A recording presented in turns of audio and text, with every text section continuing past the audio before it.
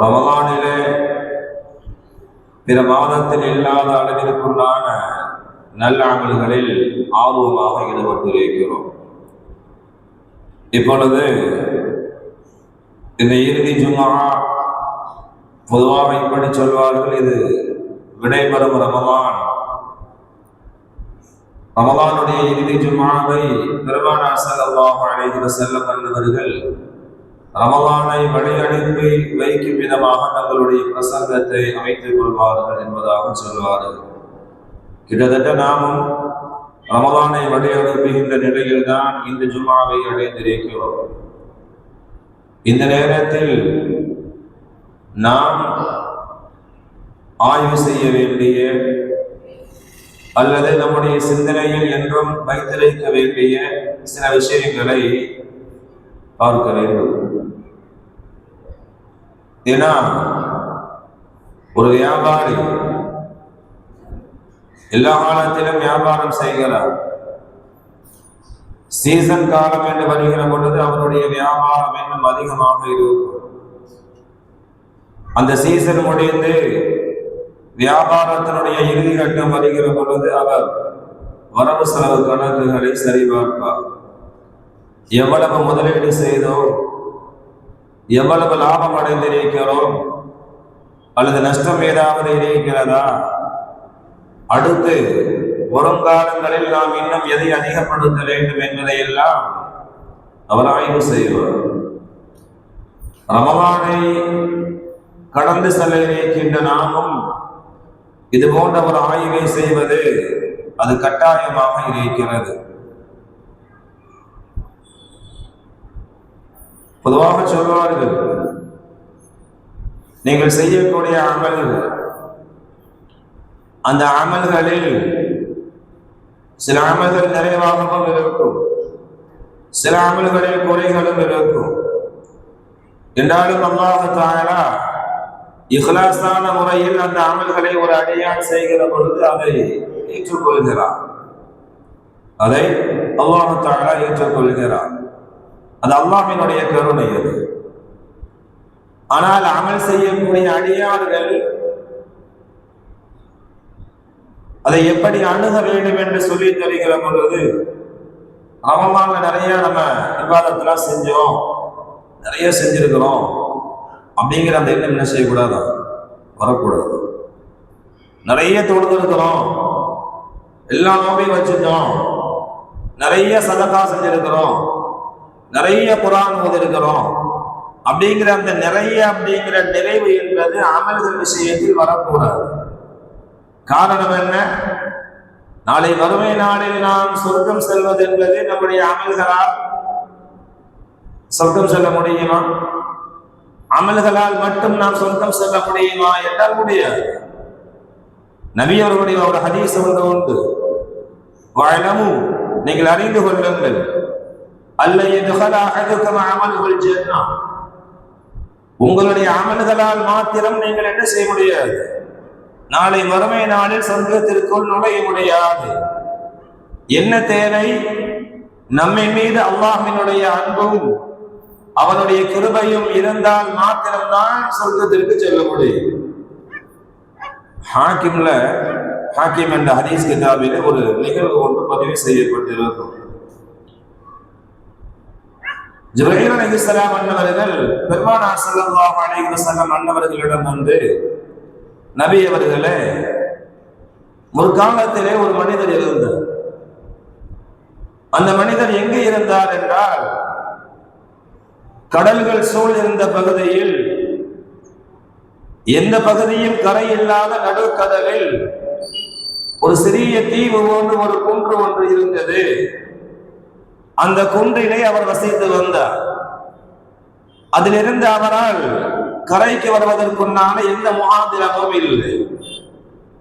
அந்த பகுதியில் அவரை அழைத்து செல்வதற்கான கப்பல்களும் வருவதில்லை. அந்த வழியே கிடையாது. அவர் அந்த குன்றில் தான் தன்னுடைய வாழ்க்கையை கழித்தாக வேண்டும். இப்படிப்பட்ட நிலையில் சுமார் 500 வருட காலங்கள், சுமார் 500 வருட காலங்கள் அந்த மலை குன்றிலே அவர் உயிர் வாழ்ந்தார். அல்லாஹ் அவருக்கு என்ன நிஅமத்தை செய்தான் என்றால், எல்லா காலங்களிலும் விளையக்கூடிய ஒரு மாதுளம் கனியினுடைய மரத்தை வளர செய்தார். அவர் உணவிற்காக வேண்டி அந்த மாதுளம் பழங்களை சாப்பிட்டுக் கொள்வார். ஒரு விரல் அளவு நல்ல தண்ணீர் வரக்கூடிய ஒரு ஊற்றை அல்லாஹ் தஆலா ஏற்பாடு செய்தார் அந்த மலை குன்றிலே. அவர் அதன் மூலமாக தண்ணீர் பருகிக் கொள்வார். உண்பதற்கு பழமும் குடிப்பதற்கு சுவையான நீரும் அவருக்கு அங்கே கிடைத்தது. 500 ஆண்டுகளாக அந்த மலையிலேயே வாழ்க்கையை கழித்தார், இபாதத் செய்தார், நிறைய அமல் செஞ்சார். அவளுடைய இறுதி காலம் வருகிற பொழுது, கடைசி காலம் வருகிற பொழுது அல்லாஹ்விடம் துஆ செஞ்சாரா, யா அல்லாஹ், நான் சஜிதாவிலே இருக்கின்ற நிலையிலேயே என்னுடைய உயிரை எடுத்து விடு. நான் சஜிதாவில் இருக்கின்ற நிலையிலேயே என்னுடைய உயிரை எடுத்தது, என்னுடைய உடலை நீ பாதுகாப்பாக வைத்துவிடு. அப்படின்னா என்னன்னா, என்னை புதைப்பதற்கு, ஜனாசா அடக்கம் செய்வதற்கு ஆள் கிடையாது. புழுப்பூச்சிகள் சாப்பிட்டு நான் அகோரமான நிலையில் என்னுடைய ஜனாசா ஆகிவிடக்கூடாது. என்னுடைய உடலை நீ பாதுகாத்து விடு என்று அவர் 2 துஆக்கள் செய்தார். அதுபோன்றே அல்லாஹ் தஆலா அவருடைய உயிரை சஜிதாவிலேயே கைப்பற்றினார். அந்த மலை குன்றிலேயே அவருடைய உடலை அல்லாஹ் பாதுகாக்கவும் செய்தான் என்று ஜிப்ரீல் அலைஹிஸ்ஸலாம் அவர்கள் சொல்லிவிட்டு, இவர் விஷயமாக மறுமை நாளில் நடக்கின்ற ஒரு நிகழ்வை பெருமானார் ஸல்லல்லாஹு அலைஹி வஸல்லம் அவர்களிடம் ஜிப்ரீல் அலைஹிஸ்ஸலாம் அவர்கள் தொடர்ந்து சொல்வார்கள், இந்த அடியார் மறுமை நாளில் கொண்டு வரப்படுவார், மறுமை நாளில் கொண்டு வரப்படுவார். அல்லாஹ் சொல்லுவான், என்னுடைய இந்த அடியாரை என்னுடைய அருளால், என்னுடைய கிருபையால் சொர்க்கத்திற்குள் நீங்கள் நுழைவீங்கள் என்பதாக அல்லாஹ் சொல்லுவார். அவர் சொல்வாரா, யா அல்லாஹ், நான் 500 வருஷம் அமல் செஞ்சிருக்கிறேன், என்னுடைய அமலால், என்னுடைய அமல்களால் என்னை சொர்க்கத்திற்குள் நுழைவிக்க வேண்டுமே என்று அவர் சொல்வார். திரும்பவும் அல்லாஹ் சொல்வானா, இல்லை, என்னுடைய அருளால், கிருபையால் இவரை சொர்க்கத்திற்குள் கொண்டு செல்லுங்க. அவர் 2வது முறையும் அதே பதிலை சொல்வார், இல்ல நான் அமல் செஞ்சிருக்கேன்ல, அந்த அமல்களை கொண்டு சொல்றதுக்கு.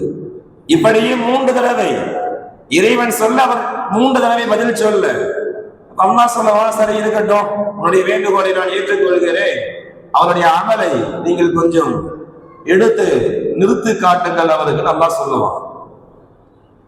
சொர்க்கம் செல்லக்கூடிய அளவிற்கு அவரிடத்தில் அமல்கள் இருக்கிறதா கணக்கு பார்க்கப்படும்.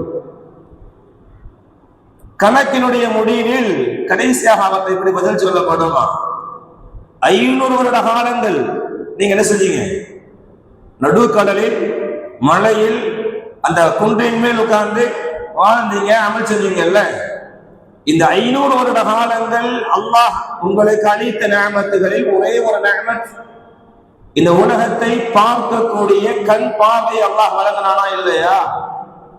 இந்த ஒரு நிஅமத்திற்கு நீங்கள் செய்த 500 வருட அமல்கள் சரியா போச்சு. நீங்க செஞ்ச 500 வருஷம் அமல் சரியா போச்சு. அப்ப மீதி நிஅமத்துக்கு அமல் இல்லை. அப்ப என்ன, அமல் இல்லைன்னா சொர்க்கத்துக்கு போக முடியாது தானே?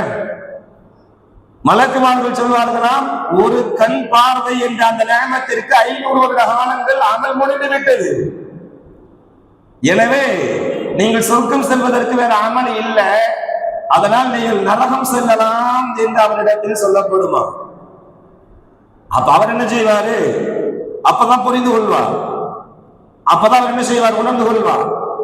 அல்லாஹ்விடத்திலே, அல்லாஹ் என்னுடைய அமல் எல்லாம் முடியாது, உன்னுடைய ரஹ்மத்தாலேயே என்னை சொர்க்கம் அழைத்துச்சு. அப்ப திரும்ப அவரை அல்லாஹ் தஆலா அழைத்து கேட்பானாம், நீ 500 வருஷம் அமல் செஞ்சதா சொல்றீல்ல, இந்த உலகத்திலே நீ இல்லாத ஒன்றாக இருந்தாய், உன்னை படைத்தது யார்? ரப்பே, நீதான் படைத்தாய். 500 வருஷம் வாழ்ந்ததா சொல்றீல, அந்த மலையில் கடலுடைய எந்த தாக்கமும் இல்லாமல், பாதிப்பும் இல்லாமல் உன்னை வாழச் செய்தது யார்? நீதான் வாழச் செய்த. அந்த மலை குன்றிலே உனக்கு எந்த ஜீவராசிகளுடைய தீங்கும் இல்லாமல் உன்னை பாதுகாத்தது யார்? நீதான் பாதுகாத்தாய். அந்த மலை குன்றில் 500 வருட காலங்கள் உனக்கு மாதுளம் கனிகளையும் நீர் ஊற்றையும் உனக்கு ஏற்பாடு செய்து கொடுத்தது யார்? நீதான் கொடுத்தாய், எல்லாம் நான் தானே தந்தேன். அப்படி இருக்கிற பொழுது எந்த அடிப்படையில் நீ உன்னுடைய அமல்கள் மீது நம்பிக்கை கொண்டார் என்று அல்லாஹ் கேட்பானாம். அவர் திரும்பவும் அல்லாஹ்விடத்திலே மன்னிப்பு கேட்பார். ஜிப்ரீல் அலைஹிஸ்ஸலாம் அவர்கள் சொல்வார்கள், இறுதியாக யா அல்லாஹ், உன்னுடைய அருளாலேயே நான் சொர்க்கத்திற்கு செல்கிறேன் என்று அவர் கேட்கிற பொழுது அல்லாஹ் சொல்லுவான், என்னுடைய அருளால் இப்பொழுது இவரை அழைத்து செல்லும். இது இந்த நிகழ்வு என்பது, இந்த ஹதீஸ் என்பது ஹாக்கிமிலே பதிவு செய்யப்பட்டிருக்கிறது. இது என்னமோ இந்த ஒரு மனிதருக்கான ஹதீஸ் மாத்திரம் அல்ல. நாளை மறுமை நாளில் சொர்க்கம் செல்லக்கூடிய எல்லா மனிதர்களும் அல்லாஹ்வுடைய அருள் இல்லாமல், ரஹ்மத் இல்லாமல், கிருபை இல்லாமல் தன் அமலால் மாத்திரம் சொர்க்கம் செல்ல முடியுமா என்றால் முடியாது என்பதற்குண்டான பதில் தான் இது. அப்ப நம்ம என்ன செஞ்சிடக்கூடாது, செய்யற அமல்களை வச்சு நம்ம நல்லா தான் இருக்கிறோம், நிறைய செய்யறோம் அப்படிங்கிற அந்த எண்ணம் வந்து விடக்கூடாது. குறிப்பாக ரமலான் நிறைய செய்யறோம்ல, அதில் நாம் நிறைவு கொண்டு விடக்கூடாது என்பதற்காக வேண்டி இதை நான் சொல்கிறேன். இப்ப முதல் செய்தி இது. இரண்டாவது மிக முக்கியமான செய்தி, ரமலான்ல நம்ம பாடமாக எடுத்துக்கொள்ள வேண்டியது, நபி அவர்கள் அந்த ஹதீஸினுடைய தொடர்ச்சியிலே சொல்றார்கள், அஹப்புல் அமாலி இலல்லாஹி அத்வமுஹா, அல்லாஹ்விடத்திலே மிக பிரியமான அமல், ஒரு மனுஷன் செய்யக்கூடிய அமல்கள்லயே அல்லாஹ் ரொம்ப பிரியமானது தெரியுமா, அதுவமுஹா, எந்த ஒரு அமலை ஒரு அடியான் தொடர்ச்சியாக செய்கிறானோ அதுதான் அல்லாஹ்ட்ட ரொம்ப பிடித்தமானது என்பதாக சொல்வார்கள். இதையே நம்ம இப்ப சொல்றோம்னா, நம்ம ரமலான்ல செஞ்ச எல்லா அமல்களையும் மற்ற காலங்களில் செய்யறோமா அப்படிங்கிறத கொஞ்சம் யோசிக்கணும். இரண்டாவது இன்னொரு செய்தி இருக்குது, தொடர்படியாக செய்யக்கூடிய அமல் எல்லா அமல்களையும் செய்ய முடியாது. எல்லா காலங்களையும் இரவு தொழுகைய ஒரு மனுஷனால கரெக்டா செய்ய முடியுமான்னா செய்ய முடியாது. ஏதாச்சும் ஒரு நாள் தூங்கிறோம். ரமலான்ல ஓதுற மாதிரி கரெக்டா குர்ஆன் ஓத முடியுமான்னா மற்ற காலங்கள்ல ஓதுவோம், கரெக்டா ஃபாலோ பண்ண முடியாது. சில நேரங்களில் மிஸ் ஆகிடும். அப்படித்தானே சொல்வார்கள். அப்ப என்ன செய்யணும் அப்படின்னா, ஏதாவது ஒரே ஒரு அமலை எடுத்துக்கொள்ளுங்கள். ஏதாவது ஒரு அமலை எடுத்துக்கொள்ளுங்கள். அந்த அமலை கண்டினியூ, ரமலான்ல நம்ம செஞ்ச அமலுக்கு ஒரு 10 அமல் வச்சுக்கோங்க, அந்த 10ல 1 எடுத்துக்கோங்க. காலம் முழுவதும் அதை தொடர்படியாக செய்வதற்கு முயற்சி செய்யுங்கள்.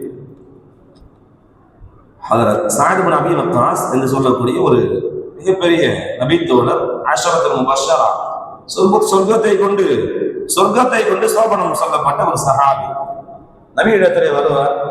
வந்து கேட்பார், யா ரசூலல்லாஹ்,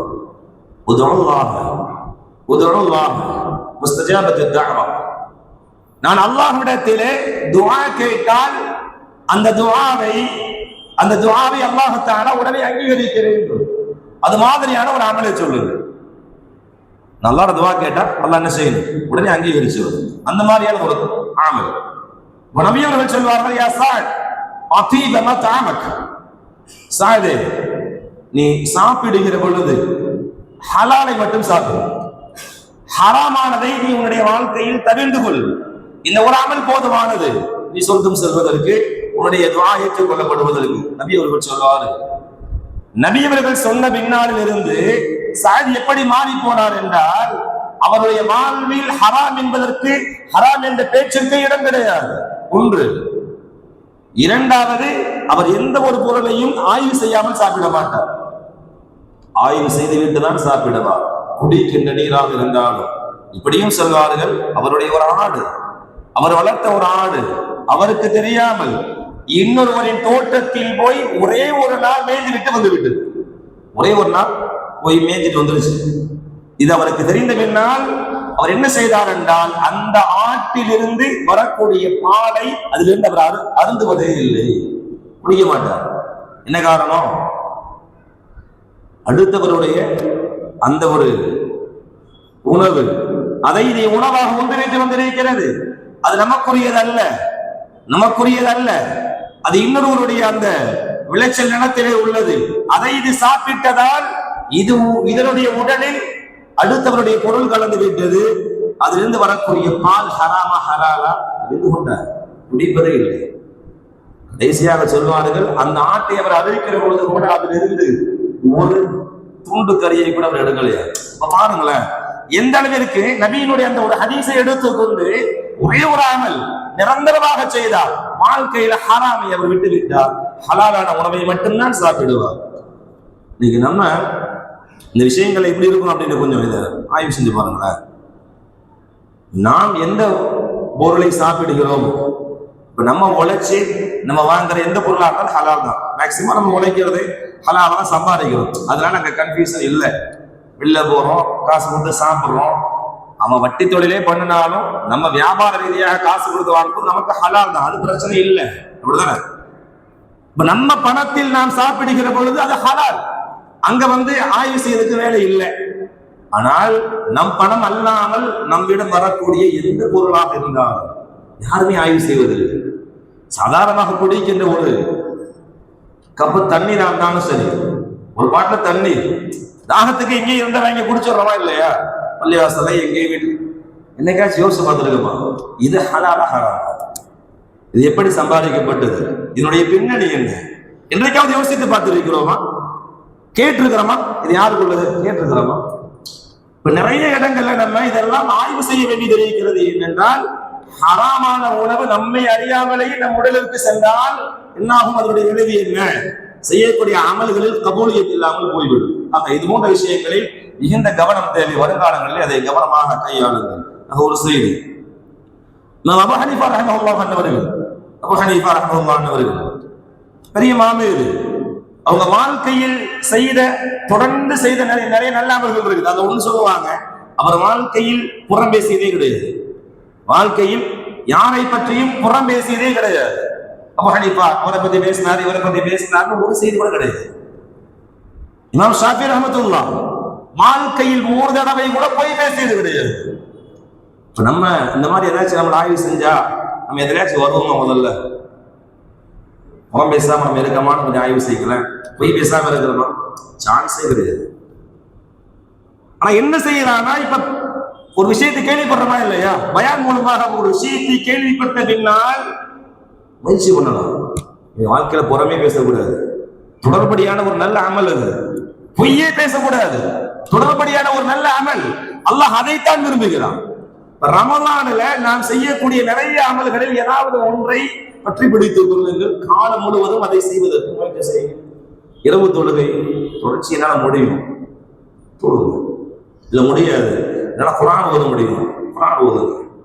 இல்ல இந்த டயத்துல நான் உட்கார்ந்து ரமலான்ல தஸ்பீஹ் செஞ்சேன் ஒரு 1/2 மணி நேரம், இந்த 1/2 மணி நேரத்தை மற்ற காலத்தை தொடர்ந்து தஸ்பீஹ் செய்ய முடியும், செய்யுங்கள்.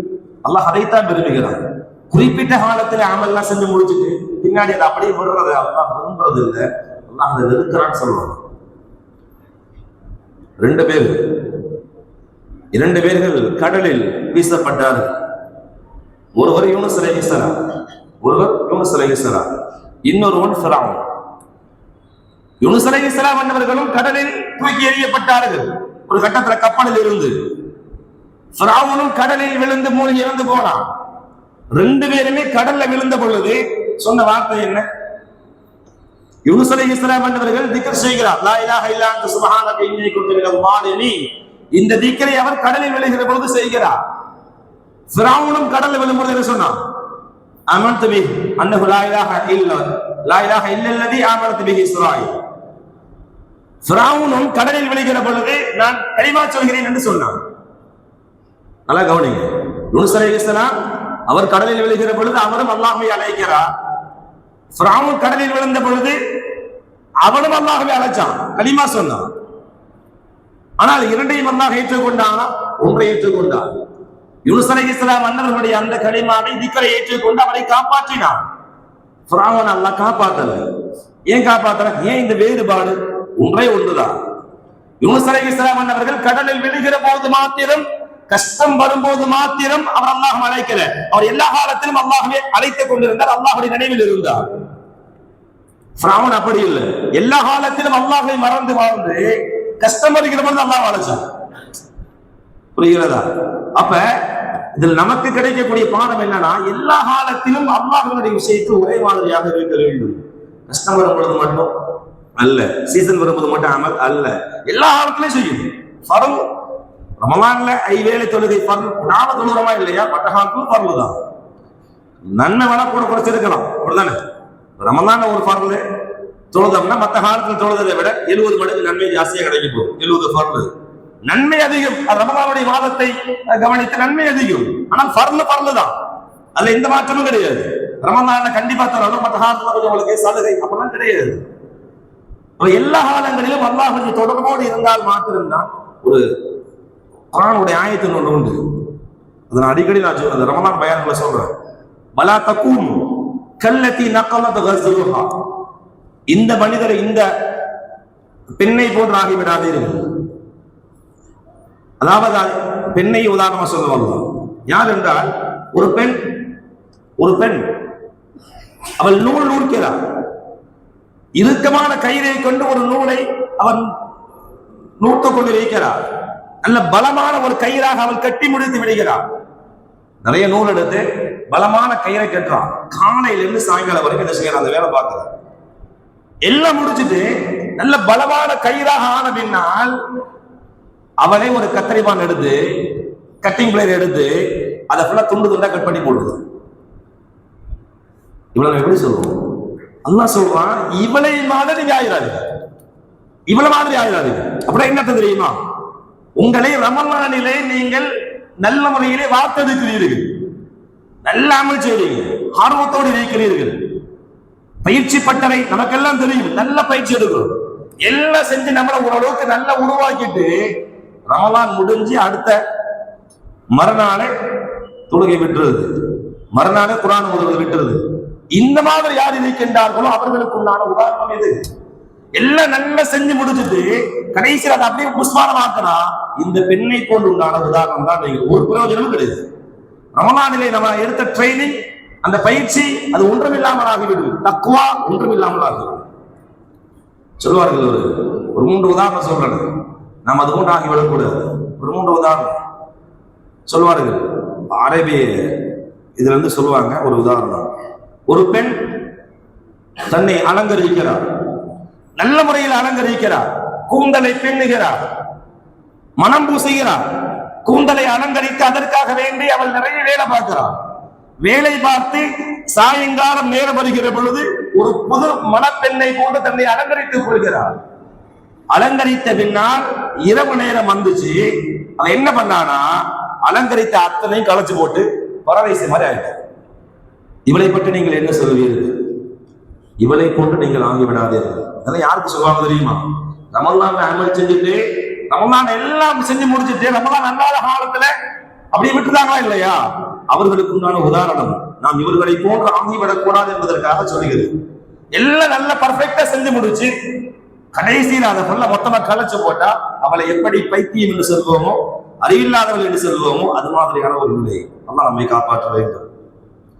இன்னொரு மனிதர் அழகாக ஒரு வீட்டை கட்டுகிறார், பார்த்து பார்த்து கட்டுகிறார். ஜன்னல் அங்க வரணும், கதவு எங்க வரணும், இங்க இந்த டைல்ஸ் போடணும், இங்க இந்த லைட்டு போடணும், இங்கே ஃபேன், இப்படி எல்லாம் பார்த்து பார்த்து ஒரு அற்புதமான வீட்டை கட்டிவிட்டு வீடெல்லாம் கட்டி முடித்த பின்னால் அந்த வீட்டை அவரே ஒரு புல்டோசர் வச்சு இடிக்கிறான்னு வச்சுக்கோங்க. எவ்வளவு பெரிய மடையனா இருப்பான். அப்படிதான் சொல்லுவோம். கிட்டத்தட்ட ரமலானில் அமல் செய்து விட்டு ரமலான் அல்லாத காலத்தை விடக்கூடியவருடைய நிலை இதுதான். அல்லாஹ் பாதுகாக்க வேண்டும். ஒரு மனிதன் மால் இருந்து கீழே விழுந்தார். 3வது உதாரணம். இந்த உதாரணங்கள் எதற்கு சொல்கிறேன் என்றால், நாம் இதை புரிந்து கொள்ள வேண்டும். ரமலானுடைய நாம் செய்த அந்த அமல்களை எந்த அளவிற்கு பாதுகாத்துக் கொள்ள வேண்டும் என்பதற்காக வேண்டி சொல்கிறேன். ஒரு மனிதர் மால் இருந்து கீழே விழுந்தார், கையெல்லாம் கெட்டு போட்டாச்சு. டாக்டர்கிட்ட போய் காமிங்க. டாக்டர் சொல்ற, நீங்க என்ன செய்யுங்க, நல்லா ட்ரெயின் பண்ணுங்க, உங்களால முடியும், நல்லா சரியாயிரும், நல்லா வாக்கிங் போங்க. அந்த மனிதன் நல்லா என்ன செய்யறாரு, தன்னை பக்குவமாக பார்த்துக் கொள்கிறார். தன்னிடமிருந்து உண்டான அந்த காயங்களை எல்லாம் அவர் ஆற்றுவதற்கு டாக்டர் சொன்னது அப்படியே ஃபாலோ பண்றார். நம்ம தான் அப்படித்தானே செய்யறோம். பாவங்கள்லாம் விட்டுட்டு பரிசுத்தப்படுத்துவதற்காக வேண்டி எவ்வளவு அமல் செய்யறோம், எவ்வளவு தௌபா செய்யறோம். இந்த மனுஷன் என்ன செய்யறான், தன்னை எப்படியாவது மீண்டும் ஆரோக்கியமான நிலையில் கொண்டு வர வேண்டும் என்று எல்லாம் செஞ்சு முடிச்சு டாக்டர் சொல்லிட்டார், உங்களுக்கு வாக்கிங் எதுவுமே தேவையில்லை முடிச்சு சொன்ன பின்னால் மீண்டும் இந்த மனிதன் அதே மாடியில் ஏறி திரும்ப கீழே விழுந்தா திரும்ப என்ன சொல்லுவோம், வைத்தியக்காரன் தானே சொல்லுவோம். பாவங்களை எல்லாம் விட்டு அந்த பாவங்களை நம்மை பரிசுத்தப்படுத்திய பின்னால் ரமலான் வந்த பின்பு திரும்பவும் அதே பாவத்தை செய்யக்கூடியவனை இப்படித்தான் சொல்ல முடியும். இதைத்தான் சொல்லுவது. நான்காவதாக இன்னொரு உதாரணத்தை சொல்லி முடித்துக் கொள்கிறேன். ஒருத்தர் ஓட்டு போய்கிட்டு இருக்கிறார், தெருவில் சென்று கொண்டு இருக்கிறார். சென்றவர் திடீர்னு சாக்கடையில் அவரை அறியாமல் விழுந்துட்டா. அவரை ஒரு மனிதர் தூக்கி அவரை சுத்தப்படுத்தி அவருக்கு புது ஆடை கொடுத்து அவரை நறுமணம் அவருக்கு பூசி நல்ல மனமான ஒரு மனிதராக அவர் என்ன செஞ்சுட்டார், அந்த ஆளு உருவாக்கி விடுகிறார். சாக்கடையில் விழுந்தவன மனம் பூசி அவர் இருந்ததை விட அழகான முறையில் அவரை தயார் செய்து அந்த மனிதர் என்ன செய்யறார், அனுப்புகிறார். ரமலானோடு கொஞ்சம் நீ கம்பேர் பண்ணி பாருங்க. ரமலான் நம்ம அப்படித்தானே செய்கிறது. உள்ளே வருகிற பொழுதே நம்ம நல்லவங்களா வர்றவங்கள கிடையாது. பாவம் செய்த நிலையில் தான் ரமலானுக்குள் வருகிறோம். கல்வி முழுவதும் அசுத்தங்கள் தான், பாவங்கள், பாவக்கரைகள் தான், பாவ அழுக்குகள் தான். ரமலானை பயன்படுத்தி அதையெல்லாம் நாம் நீக்கி நம்மை சுத்தப்படுத்துகிறோம். நம்மை அல்ல, ரமலான் நம்மை சுத்தப்படுத்துகிறது இல்லையா? அப்ப இந்த மனிதர் எந்த மனிதர், இது மாதிரியான ஒரு மனிதர் சாக்கடையில் விழுந்த ஒரு மனிதரை அவரை மேல தூக்கி நல்ல சுத்தப்படுத்தி நறுமணம் பூசி நல்ல ஒரு ஆளா நல்ல பார்க்கறதுக்கே அப்படி கவர்ற மாதிரி ஒரு மனிதராக ஆக்கியிருந்தால், அதே மனிதன் திரும்பவும் போய் சாக்கடையில போய் விழுந்தா அவன் என்ன சொல்லுவான்? இதுவெல்லாம், இந்த உதாரணங்கள் எல்லாம் ரமலான் நம்மை கடைக்கிற பொழுது ஞாபகத்திற்கு வர வேண்டும். ரமலானிலே நாம் செஞ்ச அந்த அமல்களை விடுகிற பொழுது இந்த உதாரணங்கள் ஞாபகத்திற்கு வர வேண்டும். ரமலானிலே நாம் விட்ட பாவங்களை எல்லாம் திரும்பவும் ரமலானுக்கு பின்னால் செய்ய ஆரம்பிக்கிற பொழுது இந்த உதாரணங்கள் ஞாபகம் வர வேண்டும். வந்தால் நாம் திரும்பவும் இந்த பாவங்களை செய்ய மாட்டோம், திரும்பவும் அமல்களை விட மாட்டோம். ரமலான் அடுத்து வரக்கூடிய 11 மாதமும் நம்மை பக்குவப்படுத்தக்கூடியதாகத்தான் மாற்றி இருக்க வேண்டுமே தவிர வெறும் ரமலானியாக மாத்திரம் நாம் இருந்தால், சொல்லுவார்கள் அது ரொம்ப ஹார்டான வார்த்தை தான். ரமலான் அமல் செஞ்சவங்க 11 மாதங்களும் அதே அமலை தொடர்ந்து செய்கிறார்கள், முயற்சி செய்கிறார்கள் என்றால் இவர்கள் ரமலானில் அல்லாஹ்விற்காக வேண்டி, அல்லாஹ்வுடைய அடியார்கள் அல்லாஹ்விற்காக வேண்டி அமல் செய்தவர்கள், அல்லாஹ்வை ஈமான் கொண்டவர்கள், அல்லாஹ்வை ஈமான் கொண்டவர்கள். 11 மாசம் நான் ஒண்ணும் செய்ய மாட்டேன், ரமலான்ல மட்டும்தான் செய்வேன் அப்படின்னா இவன் ரமலானை ஈமான் கொண்டவன், ரமலானை ஈமான் கொண்டவன். ரமலானை ஈமான் கொள்வதால் ஒரு பிரயோஜனமும் கிடையாது. அல்லாஹ்வை ஈமான் கொண்டவன் மாத்திரம்தான் எல்லா காலங்களிலும் ஒரே மாதிரி இருப்பான். ரமலானை தனக்கு தன் பயிற்சி பட்டறையாக ஆக்கிக் கொள்வான், தன்னை மேம்படுத்துவதற்கு உருவாக்கிக் கொள்வான். அப்படிப்பட்டவர்களாக நாம் என்ன செய்யணும், நம்மை மாற்றிக்கொள்ள வேண்டும். இன்றோடு ரமலான் முடிகிறது, அவ்வளவுதான் அல்ஹம்துலில்லாஹ் முடிஞ்சுப்பா அப்படின்னு செய்யக்கூடாது. நம்மளை ஃப்ரீ பண்ணிட்டு போறதுக்கு உண்டான வேலையில ஈடுபடக்கூடாது. இன்னும் நம்ம என்ன செய்யணும், ஷைத்தானுக்குள்ள அல்லாஹ் விளங்கிட்டு வச்சிருக்காங்க. ரமலான்ல நம்ம அமல் செய்யறதுலாம் பெரிய விஷயமா இல்ல, ஏன்னா ஷைத்தானே கிடையாது, எல்லாம் அங்க விலங்கிடப்பட்டிருக்குது. ஒருத்தன் கார் ஓட்டுறான்னு வச்சுக்கோங்களேன், கார் ஓட்டுறான், டிராபிக்கே இல்லை, எந்த பிரச்சனையும் இல்லை, அவனோட இலகுவா கார் ஓட்டிட்டு போயிடலாம், கஷ்டப்படாம ஓட்டிட்டு போயிடலாம் தானே.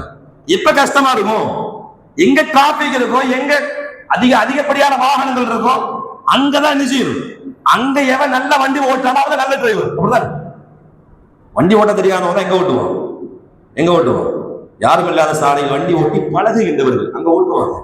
நல்ல டிரைவர் யாரு, டிராபிக், எந்த டிராபிக்லயும் அவனால் வண்டி ஓட்ட முடியும், அவ்வளவுதான் சொல்றோம். அதே போன்றுதான் சைத்தான்கள் இல்லாத இந்த காலத்தில் அமல் செஞ்சு முடிச்சுட்டு, எப்ப அமல் செஞ்சுட்டு நம்ம இது ட்ரைனிங், அவ்வளவுதான். நீங்க அடுத்து வரக்கூடிய 11 இன்னைக்கு ரமலான் முடிக்கிற பொழுது அப்பா சைத்தான் ஊட்டுவோம், அவனை சமாளிக்கணும். அவனை சமாளிப்பதற்காக வேண்டி ரமலான் நமக்கு ட்ரைனிங் கொடுக்கப்பட்டிருக்கு, புரிகிறதா? எனவே இன்ஷா அல்லாஹ் ரமலானுக்கு பின்னுள்ள காலங்களையும் பயனுள்ளதாக ரமலானிலே செய்த அமல்களை முடிந்த அளவிற்கு செய்வதற்கு இன்ஷா அல்லாஹ் முயற்சி செய்வோம். அல்லாஹ் தஆலா தௌஃபீக்